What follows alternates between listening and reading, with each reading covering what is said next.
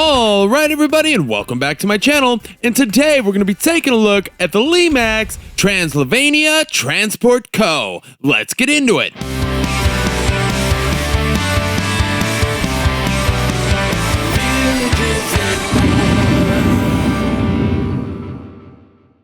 Okay, so the Transylvania Transport. This one is super highly collectible, and it's pretty obvious why. I mean, looking at it right away, you can see how much this thing really has to offer, and it's gigantic on top of that.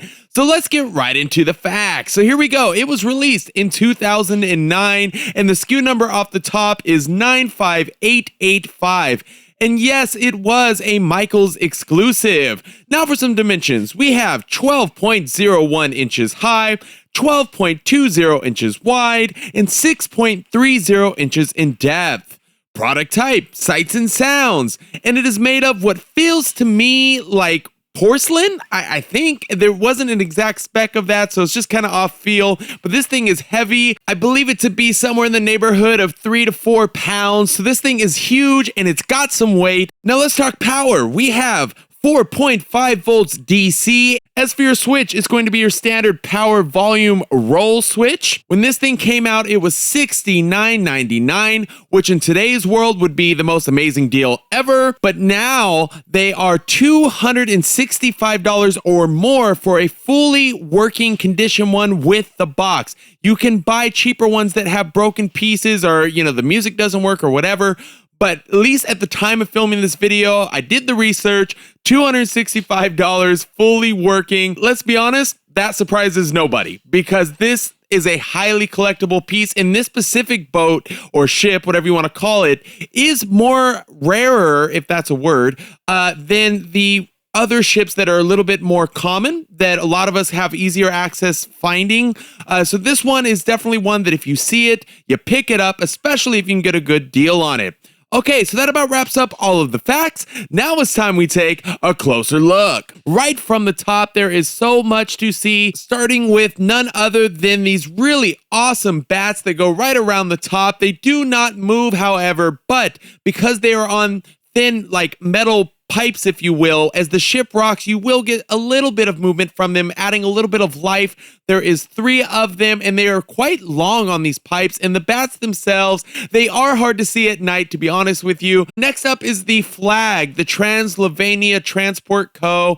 It's really weathered, you can see the damage on it, and it's not the biggest flag in the world, but it's very cool. Next up, we have some more bats that are hanging on this rope. There is a lot of wonderful rope work on what are these giant, I know they have names. I couldn't tell you for the life of me what they are, but these huge posts with the, where the flags would be. But there is no flags on this ship as far as those, the big sails, I guess, if you will. But it's absolutely stunning the way that they've incorporated the rope to look so realistic. And the scaling of it actually fits the ship very well. Sometimes Limaxes can be loose with the scaling, as we've talked about in the past, but this ship, they really nailed the scaling on this one. All right, next up, let's work our way to the front of the ship where there is the man himself, the vampire, the one, the only Dracula, at least to me. But anyways, guys, there is a lot to see here as well. We have everything from Dracula, who is very nicely molded to, it's very obvious when you look at him what's going on here. There is a beautiful railing that has this purple color all across the ship, a great way to keep continuity going. And there's also the big barrel cannon thing on the front, which is very nicely detailed. You can tell that they really, when they molded that, they really carved in the age of the wood on that, which I thought was another wonderful touch. And next up, there is a huge sign on the ship on each side, the name of the ship in nice gold color lettering. Again, kind of disappears a little bit at night, but it's just, it really brings the scale of the ship, if that makes sense. When you look at this thing head on and you see that big logo on each side, for me, it added some depth to the ship. All right, continuing to work our way down on the ship here, or across the deck, if you will, is going to be a pile of coffins with some more Dracula-looking people, vampires. I doubt it's actually Dracula, because I would assume that would be some kind of licensing issues, so we'll just call them vampires, okay? So there is a lot of them there. We have the main vampire himself. We have a skeleton in there and just a big pile of, again, highly detailed coffins and even some rats to go with. Okay, next up, let's take a look at what I believe is called the boathouse. There is another wonderful logo just like on the front. And again, the scaling on this one really works. This thing is huge with so much detail, and we're going to take a little bit of a closer look at that right now. We'll start with the top. You will see it has what looks to be like what would be a light, a searchlight or something like that. Please keep in mind that does not light up though. There is also going to be some big like horns, or actually I think they're like exhaust from, the steamship thing. I guess it would be a steamship. So I guess some big like exhaust things that were also on the front of the ship as well. And depending on which way you're looking, you're going to notice a beautiful set of windows that have a nice deep green glow. And at night, it is spooky. There is also some heavy duty looking doors that are highly effective to the cosmetic look. And there is even a life raft. I mean, literally everything. I mean, they really tried to capture the true Spooky Town ultimate boat. All right, let's move on because again, there's a lot more to go. So working the way to the back of the ship, there is once again another vampire, some more coffins, and even this like lift thing with a giant hook. Maybe that's how they get the coffins on and off. So again, everywhere there is something to see. Now let's start working our way down towards the base of the ship where there is even more action. You're going to see a lot of detail in like the wood and the age of the wood. And I like the multicolors too, like that black and green with the purple trim and then that stripe of like orange or whatever right down the center, dividing it up like that.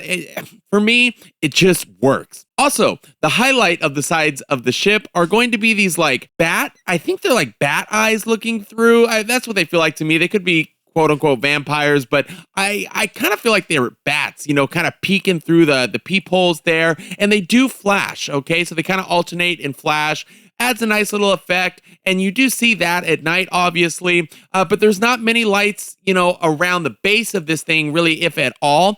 So all your lighting is kind of on top. So really what you're going to see at night is kind of the bat eyes spooking around the ship. But if you don't have a lot of other things around it, the base of this thing will pretty much disappear on you.